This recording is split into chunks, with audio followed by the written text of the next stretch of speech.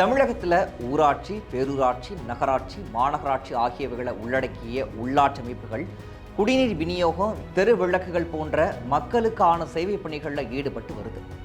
அவற்றுக்கான மின் பயன்பாடு கணக்கெடுத்த நாளிலிருந்து 60 நாட்கள் வரை மின் கட்டணம் செலுத்துவதற்கான கால அவகாசத்தை மின் வாரியம் வழங்குது.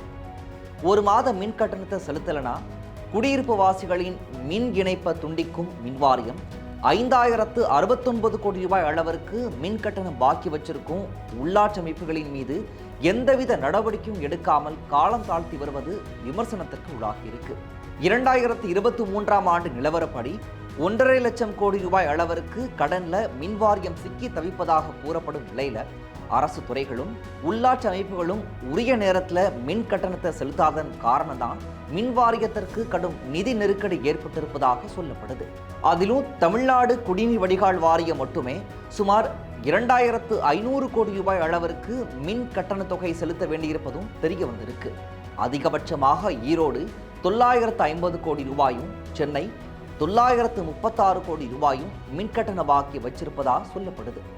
திருச்சி 857 கோடி ரூபாயும், வேலூர் 560 கோடி ரூபாயும், திருநெல்வேலி 511 கோடி ரூபாயும் நிலுவை வச்சிருப்பதாக சொல்லப்படுது.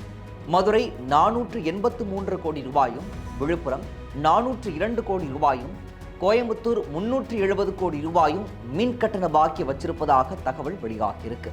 திமுக ஆட்சி பொறுப்பேற்ற பிறகு 3 முறை மின் கட்டணம் உயர்த்தப்பட்டதால ஏழை எளிய நடுத்தர குடும்பத்து மக்கள் கடுமையாக பாதிக்கப்பட்டுள்ள நிலையில அரசின் கீழ் இயங்கும் உள்ளாட்சி அமைப்புகளுக்கு மட்டும் மின் வாரியம் காட்டியிருக்கும் சலுகைகள் பொதுமக்கள் மத்தியில கடும் கொந்தளிப்பை ஏற்படுத்தியிருக்கு.